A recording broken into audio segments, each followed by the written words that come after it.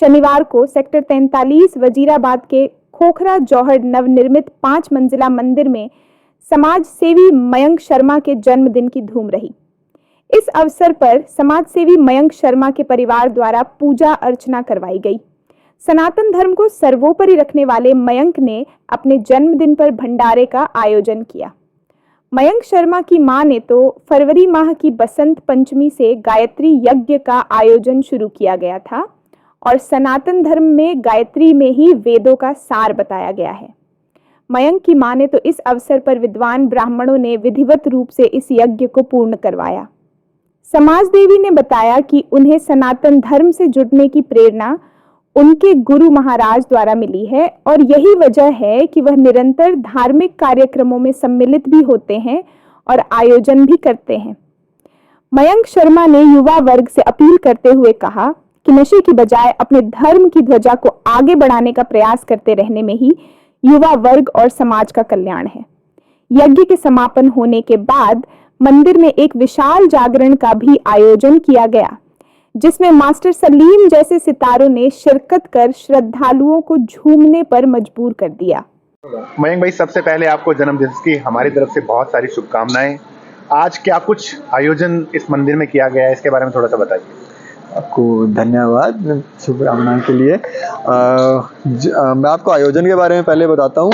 हमने जो कि गायत्री यज्ञ रखवाया था इस महीने के शुरुआत पे, बसंत पंचमी के दिन से गायत्री यज्ञ हमने रखवाया था, क्योंकि गायत्री है जो हमारे वेदों की सार है। तो गायत्री हमारे ब्राह्मणत्व का बेस बताया गया है जो सनातन में है। तो इसीलिए हमने ये सोचा कि हम यज्ञों की शुरुआत, इस साल की शुरुआत हम गायत्री के साथ करेंगे। तो हमने गायत्री यज्ञ रखवाया और साथ में अन्नदान, जो कि जिसे हम भंडारा बोलते हैं, फरवरी मास के शुरुआत में ही हमने इस पूरे मास के लिए भंडारा रखवाया है, जिसमें सभी श्रद्धालु आकर के प्रसाद ग्रहण करते हैं। ठीक है, आयोजन की प्रेरणा कैसे मिलती है आपको मयंक भाई? लगातार देखते हैं आप इस तरह के कार्यों में आगे रहते हैं। प्रेरणा हमारे गुरु महाराज हैं, यहाँ पर साधु समाज है जो वो बहुत बड़ा प्रेरणा का स्रोत बना हुआ है। और आज के समय में आप देखते हो कि सनातन के प्रति हमारे जितने भी मेरे साथ के भी युवा वर्ग हैं, या बच्चे भी लगाओ या पॉलिटिक्स भी लगाओ, सब कुछ एक प्रेरणादायक स्रोत बन चुका है सनातन के प्रति। शाम को कौन कौन आ रहा है? शाम को हमारे मित्र हैं, वैसे बहुत फेमस संगीतकार हैं, मास्टर सलीम जी, वो भी हमारे यहाँ पर आ रहे हैं योगदान देने इस अच्छे महत्वपूर्ण अवसर पे। और साथ में कुछ यूट्यूबर्स हैं, वो भी हमारे अच्छे मित्र हैं, वो लोग भी यहाँ पर आ रहे हैं, वो भी अपना योगदान देंगे। आप सबको पता लग जाएगा। परिचय दीजिए। जी, राधे श्याम। मैं हरिद्वार से दीपक जोशी। वर्तमान समय में गुरु द्रोणाचार्य की धरती बहुत ही पावन एवं दिव्य महाकुंभ यहाँ भी हो रहा है। इस समय एक महाकुंभ प्रयाग में और श्रीमान मयंक शर्मा जी के द्वारा इस समय यहाँ पर भी पूरा कुंभ जैसा ही आनंद आ रहा है। संस्कृति को जगाने के लिए कोई न कोई अग्रसर होना चाहिए और हमारे समाज में कुछ ही लोग विवेकानंद बनकर के उभरते हैं और सब उनके पीछे पीछे अनुयायी बनकर के चलते हैं। इस समय वैसे भी बहुत सारे लोगों को शहरों में मालूम नहीं है कि नवरात्रि एक वर्ष में 4 बार आती है। इस समय गुप्त नवरात्रि चल रही है, उसमें इन्होंने गायत्री यज्ञ जो ब्राह्मणों को हर एक प्रत्येक वर्ग को मजबूती प्रदान करती है और धर्म को जगाने के लिए कोई न कोई आगे आए, तो इस गुप्त नवरात्रि के पर्व पर कुंभ जैसा आयोजन। और सबसे बड़ी बात है, कहा भी है कि जो व्यक्ति अन्नदान करता है उसको वाजपेय यज्ञ का फल प्राप्त होता है, अश्वमेध यज्ञ का फल प्राप्त होता है। तो इनके माध्यम से कितने लोगों का उदर पूर्ति यानी भोजन प्राप्त करने के बाद जो संतुष्टता मिलती है, तुष्टि पुष्टि संतुष्टि, वह सब कुछ प्राप्त हो रही है।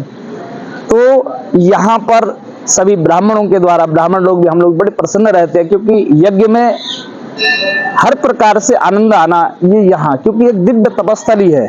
इनके गुरु महाराज भी देखिए बिल्कुल बीतराग तपोनिष्ठ एकदम तपस्वी साधु हैं, जिनके संसर्ग में गुरु निर्देशानुसार बहुत ही दिव्य भव्य आयोजन कर रहे हैं। दूसरी बात, समाज में संदेश देना बहुत उत्तम है।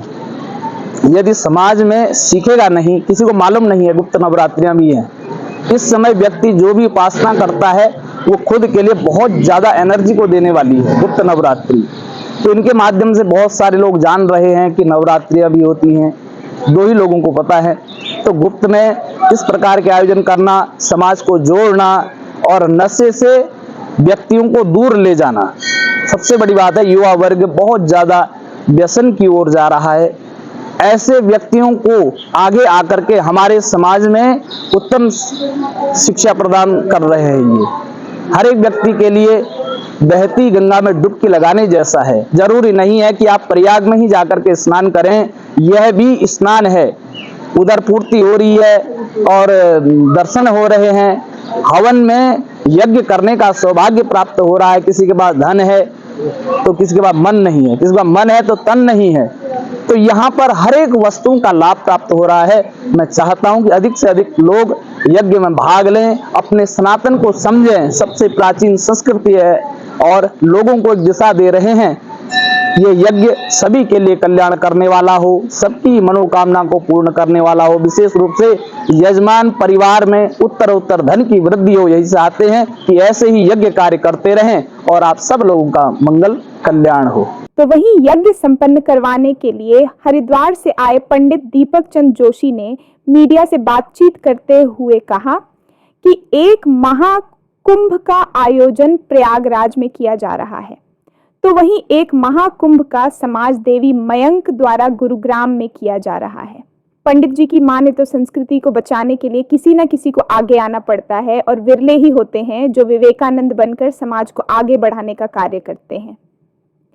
पंडित दीपक जोशी ने बताया कि शहरों में रहने वाले बहुत से लोगों को मालूम ही नहीं होता कि साल में 4 बार नवरात्रि आती हैं और इस वक्त गुप्त नवरात्रि चल रही है, और ऐसे में गायत्री का आयोजन समाज के हर वर्ग के लिए कल्याणकारी होता है। पंडित दीपक जोशी ने बताया कि हिंदू धर्म की मान्यताओं में अन्नदान करने वाले व्यक्ति को अश्वमेघ यज्ञ करवाने जितना फल प्राप्त होता है, और मयंक शर्मा ऐसे सभी कार्य करते रहते हैं जिससे समाज का कल्याण होता है। इस अवसर पर समाज सेवी मयंक शर्मा के परिवार की तरफ से विशाल भंडारे का आयोजन भी किया गया, जिसमें हजारों की संख्या में संत समाज श्रद्धालुओं ने प्रसाद ग्रहण किया। इस मौके पर जागरण का भी आयोजन किया गया।